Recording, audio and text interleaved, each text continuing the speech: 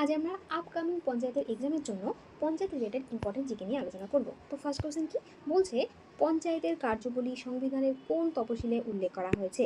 কি হবে অ্যান্সার? কততম তপশিলে? না 11তম তপশিলে বা একাদশ তপশিলে। নেক্সট কোশ্চেন, একাদশ তপশিলে মোট কতগুলি বিষয় অন্তর্ভুক্ত আছে? কতগুলি? না 29টি বিষয় অন্তর্ভুক্ত আছে এই 11তম তপশিলে। নেক্সট কোশ্চেন, পঞ্চায়েত ব্যবস্থাকে সাংবিধানিক মর্যাদা দেওয়া হয় কোন সংবিধান সংশোধনের মাধ্যমে? কি হবে আমাদের অ্যান্সার? আমাদের অ্যান্সার হবে 73তম সংবিধান সংশোধন। যেটা কবে হয়? যেটা হয় 1992। ওকে, এবং কার্যকর হয় কবে? কার্যকর হয় 1993 সালে। নেক্সট, নিম্নের কোনটি পঞ্চায়েতের কাজ নয়? কি বলছে? অপশান এ কৃষি উন্নয়ন, অপশান বি গ্রামীণ রাস্তা নির্মাণ, অপশান সি প্রতিরক্ষা নীতি নির্ধারণ, অপশান ডি পানীয় জলের ব্যবস্থা। অ্যান্সার কি হবে? আমাদের অ্যান্সার হবে অপশান সি প্রতিরক্ষা নির্ধারণ, কিন্তু পঞ্চায়েতের কাজ নয়। আচ্ছা, পঞ্চায়েতের কাজটা কি? পঞ্চায়েতের কাজ আমাদের গ্রামের উন্নয়ন, মানে কি তার মধ্যে রাস্তা আছে, তোমার হচ্ছে আর্থিক উন্নতি যেভাবে হয় সেটা, কিন্তু গ্রামের সঙ্গে কিন্তু কোনোভাবেই রিলেটেড নেই এই প্রতিরক্ষা নীতি, তাই না? তাহলে অ্যান্সার হবে অপশান সি। কোশ্চেন, পঞ্চায়েতের মাধ্যমে কোন কর্মসূচি পরিচালিত হয়? কি বলছে? অপশান এ দারিদ্র দূরকরণ, অপশান বি মহাকাশ গবেষণা, অপশান সি আন্তর্জাতিক বাণিজ্য, অপশান ডি পররাষ্ট্রনীতি। তাহলে কি হবে এখানে অ্যান্সার? আমাদের অ্যান্সার হবে অপশান এ দারিদ্র দূরকরণ। বলছে বলছে সামাজিক বনায়ন ও পরিবেশ সংরক্ষণ কোন প্রতিষ্ঠানের কাজ? কি হবে? না এটাও কিন্তু আমাদের পঞ্চায়েতের কাজ, সামাজিক বনায়ন ও পরিবেশ সংরক্ষণ। গ্রাম সভার সভাপতি কে হন? গ্রাম সভা সভাপতি কে হবে? না গ্রাম সভা সভাপতি হবে প্রধান। দেখো আমাদের ত্রিস্তরীয় পঞ্চায়েত ব্যবস্থা, তো ত্রিস্তরীয় পঞ্চায়েত ব্যবস্থার মধ্যে ফার্স্ট কি আছে? ফার্স্ট আছে গ্রাম পঞ্চায়েত। ওকে, নেক্সট কি? নেক্সট হলো পঞ্চায়েত সমিতি, এবং লাস্ট হচ্ছে জেলা পরিষদ। ওকে, তো গ্রাম সভা সভাপতি মানে এই গ্রাম পঞ্চায়েতের সভাপতি কি হবে? সভাপতি হবে গ্রাম প্রধান। নেক্সট কোশ্চেন, পঞ্চায়েত ব্যবস্থার জন্য সংবিধানের কোন অংশ যুক্ত করা হয়েছে? কি হবে? এখানে কিন্তু অংশ বলেছে, তাহলে কি হবে? অংশ হবে 9। আগেটা আমরা কি করেছিলাম? তপশিলি। তপশিলি বললে হবে 11, আর অংশ বা খণ্ড বললে হবে কত? 9। গ্রাম পঞ্চায়েতের সদস্যদের কার্যকালের মেয়াদ কত? কত বছর? না 5 বছর। দেখো কি বলছে? বলছে 73তম সংবিধান সংশোধনী আইন কবে কার্যকর হয়? বুঝতে পারছো? তাহলে কত হবে? কি বলেছিলাম যে 73তম সংবিধান সংশোধন আইন কবে হয়েছিল? না 1992। বাট কার্যকর কবে হয়েছিল? কার্যকর হয়েছিল 93। তাহলে অ্যান্সারটা কি হবে? অ্যান্সারটা হবে আমাদের অপশান এ 24শে এপ্রিল 1993। এই কারণে কিন্তু এই 24শে এপ্রিলে কি পালন করা হয়? না গ্রাম পঞ্চায়েত ডে বা পঞ্চায়েত রাজ দিবস পালন করা হয় তোমার 24শে এপ্রিল। তাহলে পঞ্চায়েত রাজ দিবস কবে পালন করা হয়? 24শে এপ্রিল। পশ্চিমবঙ্গে পঞ্চায়েত ব্যবস্থা কত স্তরীয়? না 3 স্তরীয়। স্তরটি ফার্স্ট কি? গ্রাম পঞ্চায়েত, তারপর পঞ্চায়েত সমিতি, তারপর জেলা পরিষদ। তো গ্রাম পঞ্চায়েত সমিতির প্রধানকে কি বলা হয়? তাহলে কি কি বললাম? পঞ্চায়েত সমিতির প্রধান, তাহলে কি হবে? সেটা হবে সভাপতি। যদি বলা হয় গ্রাম পঞ্চায়েতের বলা হয় তাহলে হবে প্রধান, যদি পঞ্চায়েত সমিতি বলা হয় তাহলে হবে সভাপতি, আর যদি জেলা পরিষদ হয় তখন হবে কি? সভাধিপতি। এরা কি? এরা কিন্তু রাজনৈতিকভাবে প্রধান। ওকে, যদি বলা হয় প্রশাসনিক প্রধান তখন কিন্তু এই গ্রাম পঞ্চায়েতের ক্ষেত্রে হবে সেক্রেটারি, তোমার সমিতির ক্ষেত্রে হবে বিডিও, এবং জেলা পরিষদের ক্ষেত্রে হবে ডিএম। 73তম সংবিধান সংশোধনী আইনের মাধ্যমে পঞ্চায়েতের জন্য মহিলাদের ন্যূনতম কত শতাংশ আসন সংরক্ষণের কথা বলা হয়েছে? কি হবে?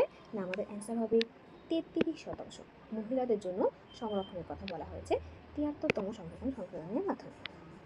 গ্রাম সভার সদস্য কারা?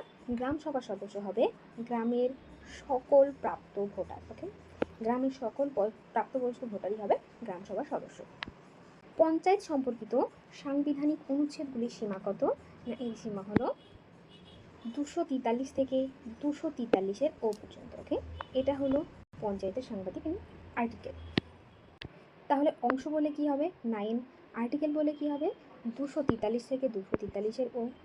যদি পৌরসভা তোমার মিউনিসিপ্যালিটির কথা বলা হয় তখন কি হবে? তখন হবে 9-এর এ অংশ। ওকে, 9-এর এ, এবং অনুচ্ছেদ কি হবে? অনুচ্ছেদ হবে বা আর্টিকেল হবে 243-এর পি থেকে 243-এর জেড পর্যন্ত। 73তম সংবিধান সংশোধনী আইন প্রথমে কোন বছর পাশ হয়েছিল? দেখো এখন কি, এটা কিন্তু পাশ হওয়ার কথা বলা হয়েছে, কার্যকরের কথা কিন্তু বলা হয়নি। তাহলে তাহলে এখানে কি হবে? এখানে হবে 1992। নেক্সট কোশ্চেন, বঙ্গীয় স্থানীয় স্বায়ত্তশাসন বা Bengal local self government act কবে আসে? না এটা হবে, এটা কিন্তু ব্রিটিশ আমলে এসেছিলো, যখন টোটালটাকে কী বলা হতো? বেঙ্গল বলা হতো। আমাদের বাংলা, বিহার, উড়িষ্যা সব কিছু একসঙ্গে ছিল, মানে অখণ্ড ভারতে ব্রিটিশ আমলে। তখন Bengal local self government act নিয়ে এসেছিলো কত সালে? না 1885 সালে, যে বছর জাতীয় কংগ্রেস প্রতিষ্ঠিত হয়েছিল সে বছর। যদি বলা হয় ওয়েস্ট বেঙ্গল পঞ্চায়েত অ্যাক্ট, এটা কিন্তু আলাদা। আগেরটা কী ছিল? Bengal local self government act, আর এটা হচ্ছে ওয়েস্ট বেঙ্গল পঞ্চায়েত অ্যাক্ট। কত সালে পাস হয়? না West Bengal panchayat act pass হয় তোমার 1973 সালে। পশ্চিমবঙ্গে মোট কতগুলি জেলা পরিষদ রয়েছে? কী হবে? অ্যান্সার হবে আমাদের 20টি। যদি বলা হয় পশ্চিমবঙ্গে মোট কতগুলি জেলা আছে, তাহলে কি? তাহলে কিন্তু হবে 23টি। বাট যখন বলা হবে জেলা পরিষদ, তখন হবে 20টি। কেন?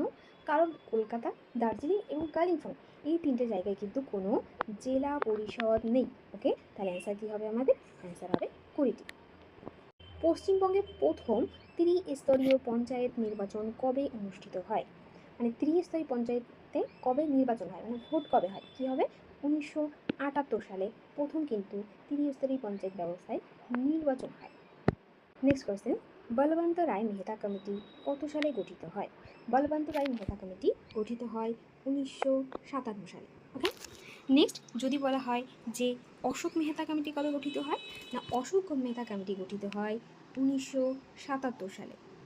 তাহলে যদি বলা হয় LV Singh committee, LV Singh committee কবে গঠিত হয়? 1986। এলভি সিং 1986 সালে গঠিত হয়। যদি বলা হয় জিভি কে রাও, জিভি কে রাও কমিটি কবে গঠিত হয়? জিভি কে রাও কমিটি গঠিত হয় 1985 সালে। বলবন্ত রায় কমিটি গঠিত হয় 1957-তে, অশোক মেহতা 1977-এ, জে.ভি. কে রাও 1985 এবং এল.এম. সিংভি কমিটি 1986 সালে।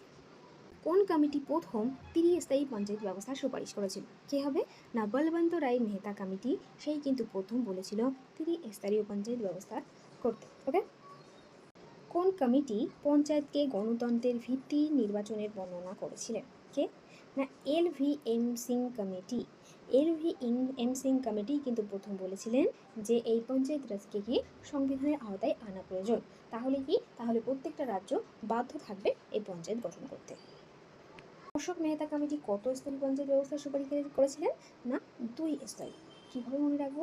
এই অশোক এবং মেহতা দুটো ওয়ার্ড, তো সেক্ষেত্রে আমরা মনে রাখবো যদি 2 স্তরীয় পঞ্চায়েত ব্যবস্থার সুপারিশ করেছিলেন। বলবন্ত রায় মেহতা কমিটি কোন কর্মসূচির ব্যর্থতা পর্যালোচনা করার জন্য গঠন করা হয়? কোন কর্মসূচি ব্যর্থতার জন্য? না কমিউনিটি ডেভেলপমেন্ট প্রোগ্রাম, এটি ব্যর্থ হওয়ার জন্যই কিন্তু তোমার তার সুপারিশের জন্যই বলবন্ত রায় মেহতা কমিটি গঠন করা হয়েছিল।